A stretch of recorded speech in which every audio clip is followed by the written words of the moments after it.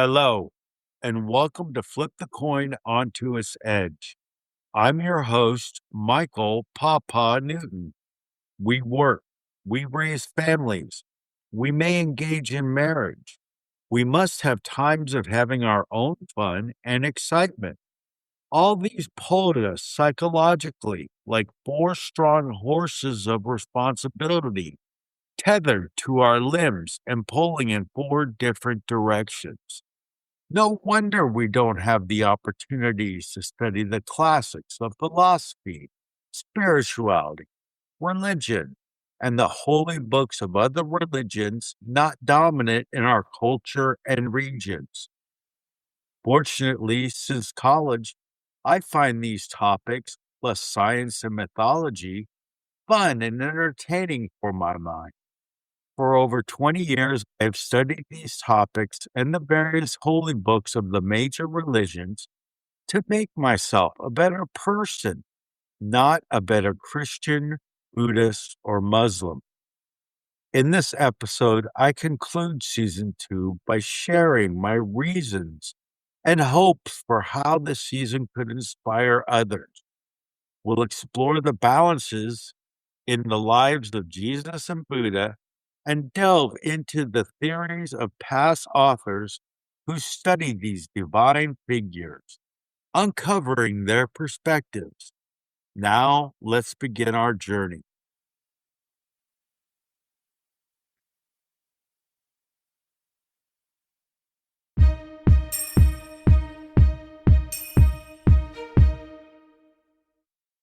My purpose in studying and examining the lives and teachings of these five men in season 2 is to demonstrate that the figures behind the world's major religions had experiences and insights beyond what the average person possesses. They shared an understanding that seemed to come from an otherworldly source.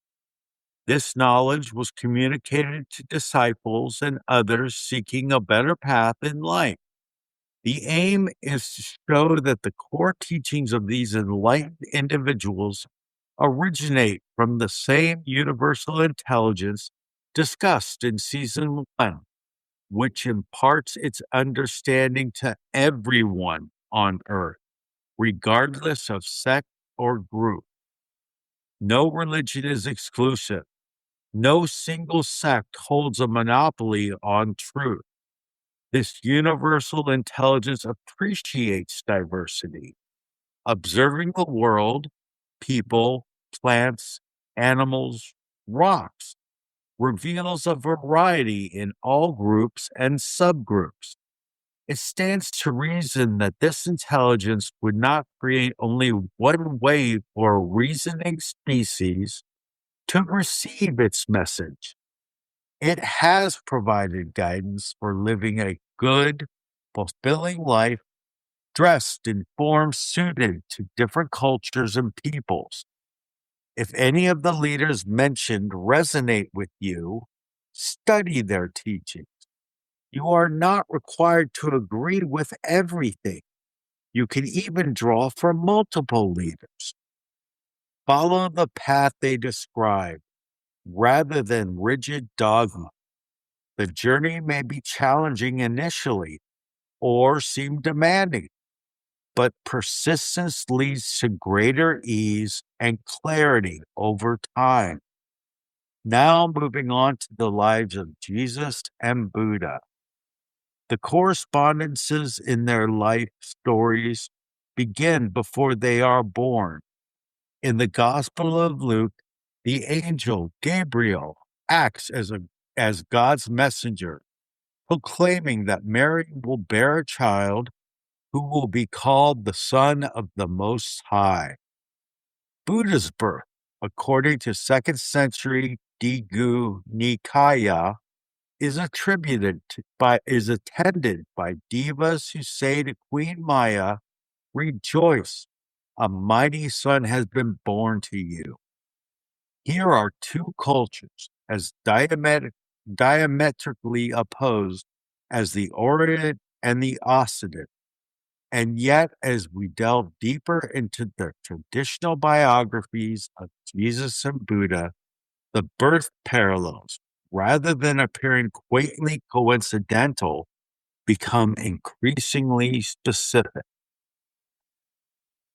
Each is born while the mother is on a journey, and neither birth occurs in a house.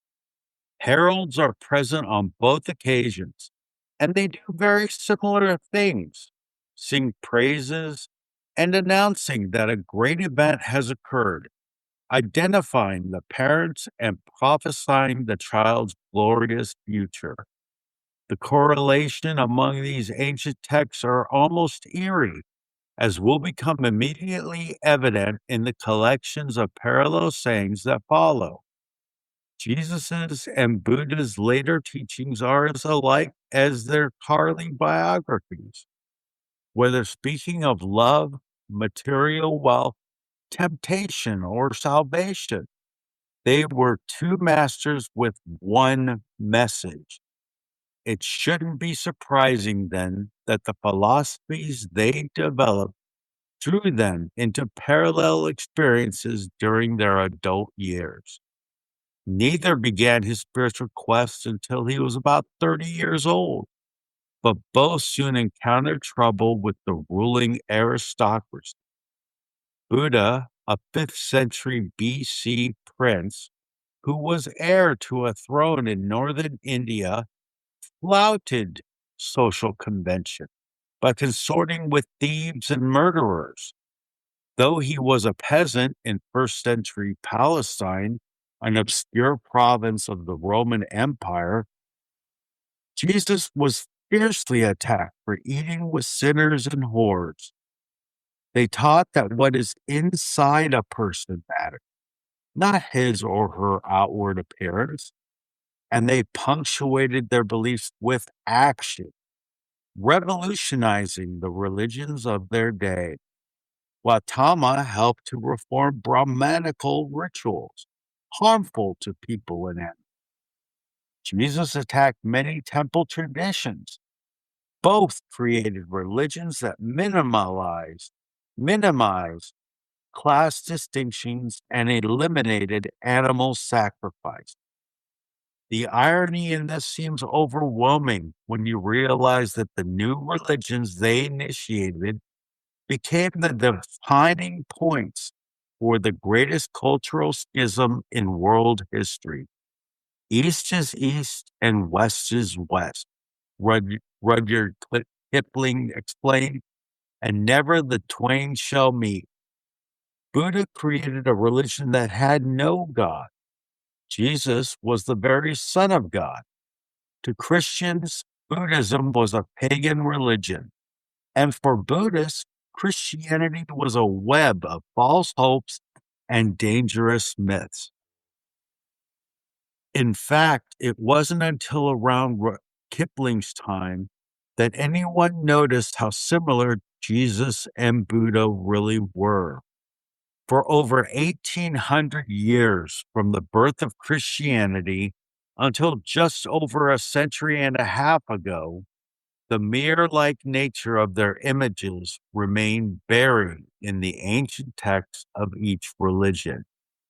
Then, in the 1880s, with the escalation of European rule in Asia and growing interest in Buddhism, scholars comparing these holy books began to notice remarkable patterns. One of the first of these spiritual explorers was a Dutch writer named Ernest debunked. He equated the Asian concept of an angel Messiah with Christ. In his fanciful 1880 book, The Angel Messiah of Buddhists, Essenes, and Christians, he told of exiled Jews from the East re-entering Palestine, carrying in their caravans not only rare spices, but a revolutionary idea as well. That the angel myth was picked up by the Essenes, a Jewish sect living in the desert during the 1st century, who applied it to Jesus. But Jesus, the Bunsen claimed, refuted the Essenes and tried to hide the fact that he was the Messiah. De Bunsen's theory, difficult to believe in any era, was completely discredited with the 1947 discovery of the Dead Sea Scrolls, which are attributed to the Essenes. To date, the remains of about 870 scrolls have been discovered. Not one mentions either Jesus or an angel Messiah. Soon afterward, a German writer named R. Seidel began uncovering strong resemblances between the infancy stories in the Gospels of Matthew and Luke and the Ludwig Uvistaru biography of Buddha. But it was a British civil servant assigned to duty in India who fully revealed these parallels. During his off hours, Arthur Lilly developed a fascination with Indian religion and began probing the ancient texts. Around 1909, he published Buddhism in Christianity and India in primitive Christianity. Unfortunately, Lilly drew upon Buddhist texts from such divergent places as Sri Lanka and China, and from canonical and apocryphal gospels alike, failing to take into consideration where or when the texts were written. It was difficult for historians to take the civil servant seriously when he cited as evidence for Buddhist influences on Christianity texts written several centuries after Jesus. An American scholar named Albert J. Edmonds, working around the same time, elevated the study to an objective and professional level. Unlike Lilly and his predecessors, who often placed personal religious beliefs before historical accuracy, Edmonds was rigorous and systematic. His 2-volume Buddhist and Christian Gospels went through numerous editions over a 30-year period, beginning in 1902. Even today, his writings represent an invaluable source for the parallel text. Later scholars further developed Edmonds' ideas that Buddhism might have influenced the 4 Gospels. Many drew on the Essene connection, which became a key element in most of their theories. Dwight Goddard, author of Was Jesus Influenced by Buddha, actually claimed that Christ followed the Eightfold Path of Buddhism and preached the 4 Noble Truths. Another writer suggested that the 4 evangelists were introduced to Buddhist ideas, which, when writing their Gospels, they later confused with Jesus' words and deeds. Some mainstream scholars still believe that Eastern thought, particularly Zoroastrian ideas, carried from Persia to Palestine by Jews returning after the Babylonian exile, influenced Jewish writing in the centuries before Jesus. But Persia, modern-day Iran, is still a long way from India, and Zoroastrianism bears little resemblance to Buddhism. Others are more adventurous with their ideas, envisioning Buddhism traveling along the ancient Silk Route as it led through Central Asia to Iraq, Mesopotamia to Syria, arriving eventually in Palestine. They also point to the monsoon winds, which by Jesus' day were carrying trading boats from India to Egypt.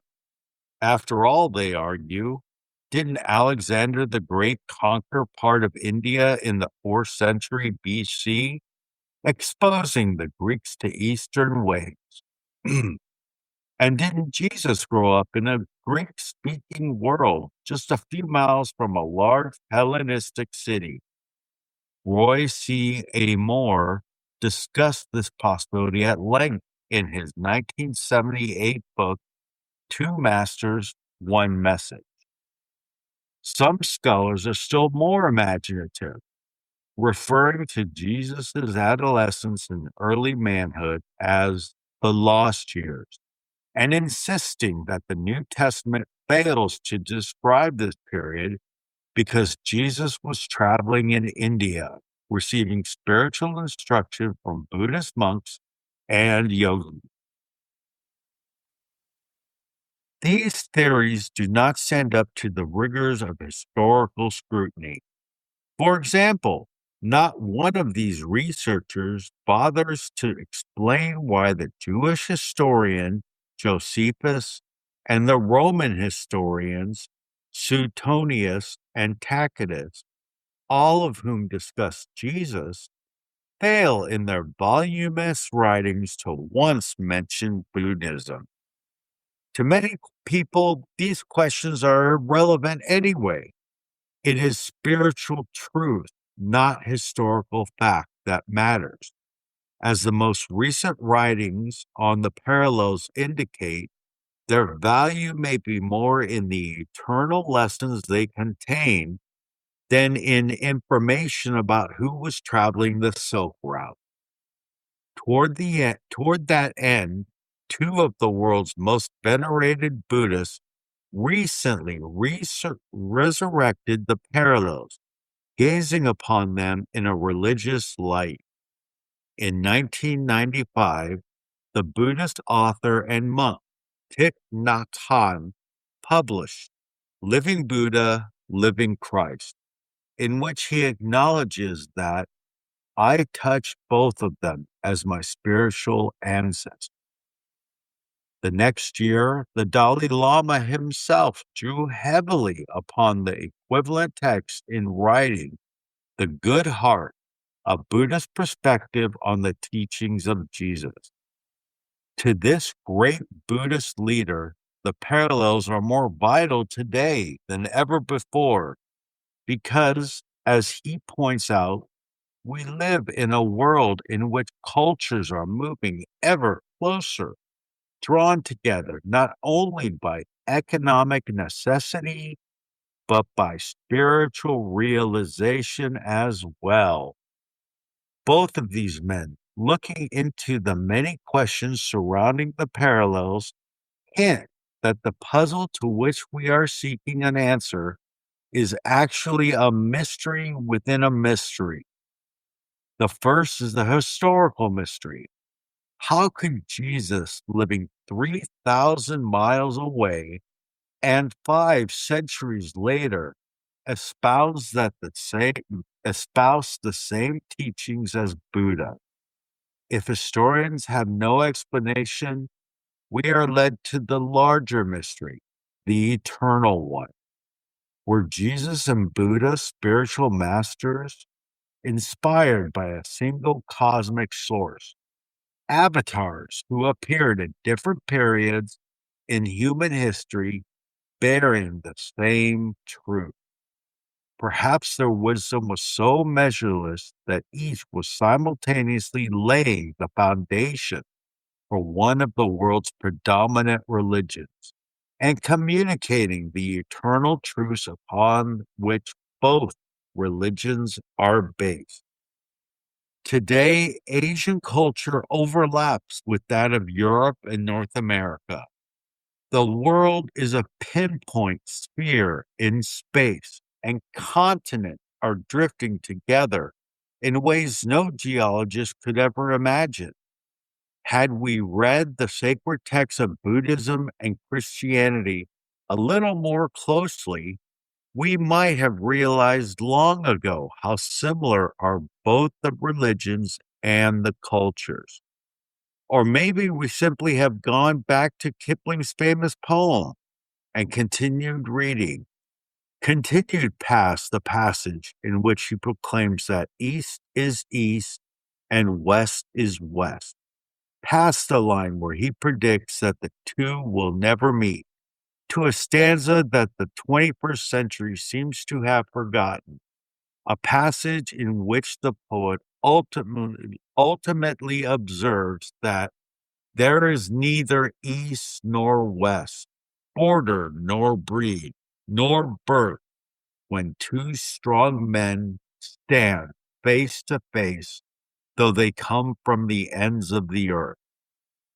Let's examine their words on temptation. The similarity in the lives of Jesus and Buddha are as compelling as the parallels in their thought. Each is tempted by the devil while fasting during a lengthy retreat near a river. The devil challenges each of them to use his supernatural powers for worldly ends. Each refuses. In one Buddhist text, the devil promises to make Gautama a world ruler, just as he does with Jesus in the Gospel of Luke. The devils, too, are alike.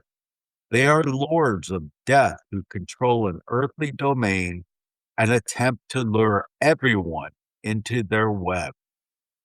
After defeating the devil, Jesus and Buddha give up their seclusion and defy social convention by teaching among people who have fallen to the devil's wiles. Gautama dines in the house of a courtesan, angering the noblemen of the city, and Jesus is attacked for eating with sinners and whores. Jesus says, the devil said to him, "If you are the Son of God, command this stone to become a loaf of bread." Jesus answered him, "It is written, one does not live by bread alone." Then the devil led him up and showed him in an instant all the kingdoms of the world. And the devil said to him, "To you I will give their glory and all this authority, for it has been given over to me, and I give it to anyone I please. If you then will worship me, it will be all yours." Jesus answered him, "It is written, worship the Lord your God and serve only him." Luke 4:3-8.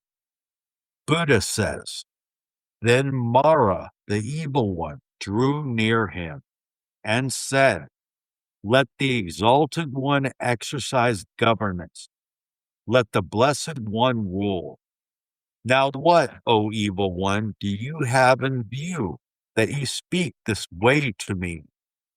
If the exalted one were to wish the Himalayas, king of the mountains, to be gold, he might determine it to be so, and the mountains would become a mass of gold.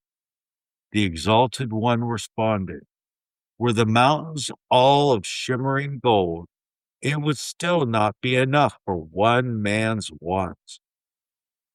He that has seen suffering, how should that man succumb to desires?" Then Mara, the evil one, thought, "The exalted one knows me, and the blessed one knows me." And sad and sorrowful, he vanished then and there. Samyutta Nikaya 4:2-10. Jesus expresses he fasted for 40 days and 40 nights, and afterwards he was famished. Then the devil left him, and suddenly angels came and waited on him. Buddha expresses, I thought, suppose I practice entirely cutting off food. Then the deities came to me and said, "Good sir, do not practice entirely cutting off food.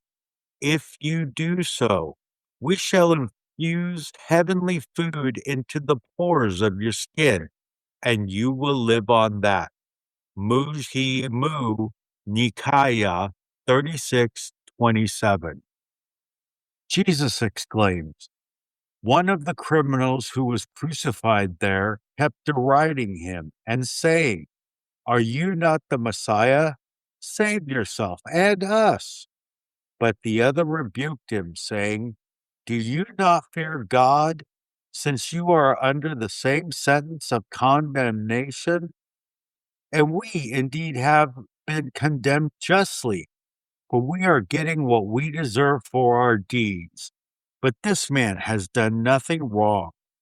Then he said, Jesus, remember me when you come into your kingdom. He replied, Truly I tell you, today you will be with me in paradise.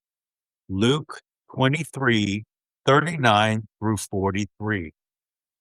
Buddha exclaims, the Buddha performed a feat of such supernormal power that the bandit addressed him thus: I will indeed renounce evil forever. So saying, the bandit took his swords and weapons and flung them into a gaping pit. Then the bandit worshipped at his feet and uttered this exclamation: Who once did live in negligence and then is negligent no more. He illuminates the world like the moon free from a cloud. Mushimu Nikaya 86, 5 through 6 and 18. Jesus said, as he sat at dinner in the house, many tax collectors and sinners came and were sitting with him and his disciples. When the Pharisees saw this, they said to his disciples, Why does your teacher eat with tax collectors and sinners? But when he heard this, he said, Those who are well have no need of a physician, but those who are sick. For I have come to call not on the righteous, but sinners. Matthew 9:10 through 13. Buddha said, the Bodhisattva made his appearance at the fields of sports and in the casinos, but his aim was always to mature those people who were attached to games and gambling. To train living beings, he would appear at crossroads and on street corners. To demonstrate the evils of desire, he even entered the brothels. To establish drunkards in correct mindfulness, he entered all the taverns. Vimalakiti Nirdesha Sutra 2. Their words on salvation. For Jesus, it is a narrow gate. For Buddha, a lofty mountain. But the message is the same. To become pure is the ultimate challenge, and there are few to meet it. Both speak of separating the spiritual from the physical and of following the former while relinquishing the latter. To do so is simple, but not easy. It is by adhering to truth and overcoming the lure of the world that we can achieve freedom. Be pure in heart, Jesus says. Do good and purify the heart, says Buddha. The end that each has in mind is a heaven in which we are free from earthly sin or worldly reincarnation. Simply follow the way I have taught and have faith, both say. And each believes not only that his words point the way to freedom, but that by flouting his message, you are condemned to spiritual servitude. Jesus admonishes, no one can enter the kingdom of God without being born of water and spirit. What is born of the flesh is flesh, and what is born of the spirit is spirit. Do not be astonished that I said to you, you must be born from above. John 3:5 through 7. Buddha admonishes, there are these two gifts, the carnal and the spiritual. Of these two gifts, the spiritual is preeminent. He who has made the spiritual offering, such a one, the best of mankind, is honored by all beings as one who has gone beyond. It Vutuku 4, verse 1.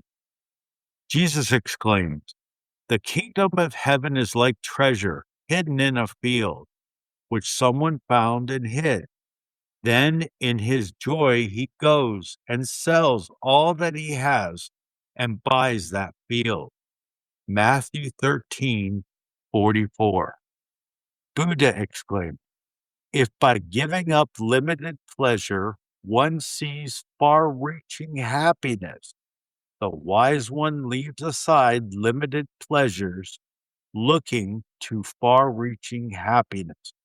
Dhammapadu 21, verse 1. Jesus says, everyone who lives and believes in me will never die. John 11:26. Buddha says, those who have sufficient faith in me, sufficient love for me, are all headed for heaven or beyond. Mushimu Nikaya 24, verse 7.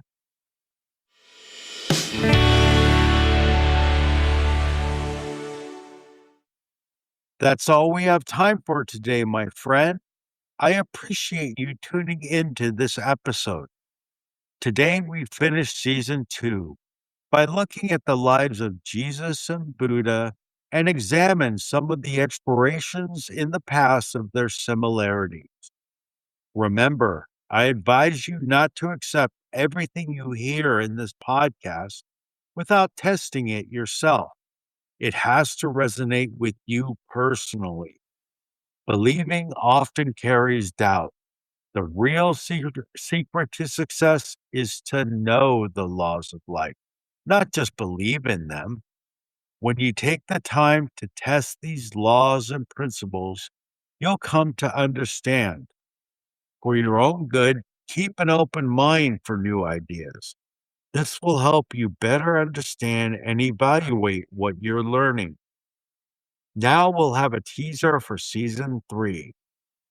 Psychology burst into the realm of science in 1879 when Wilhelm Wundt established the very first experimental psychology laboratory at the University of Leipzig, Germany. This monumental shift transformed psychology from ancient philosophy into an electrifying empirical pursuit of understanding conscious experience, mental processes, and behaviors. The human psyche and mythology have long been my deepest secret fascination. While the scientific study of it began in the 1880s, humans have been probing the mysteries of what it means to be a man, a woman, a couple, and every stage of the human journey for millennia. Their explorations weren't confined to labs. No, they were woven into mythological stories passed down through ages. These tales, filled with gods, titans, and fantastical creatures that spark the imagination, carried characters embodying the very traits we see in ourselves. These mythic heroes faced challenges, overcame weaknesses, and navigated life's dilemmas. Stories that ignited our deepest emotions and offered solutions through their struggles, inspiring us to confront our own in the process. Get ready for an adrenaline pumping adventure. If you think season 3 will thrill you, hit that follow button now. Launching August 7th, this season promises jaw dropping moments and deep self discovery. Don't miss out. Remember, God woke you up this morning for a reason. Now go out and find out why.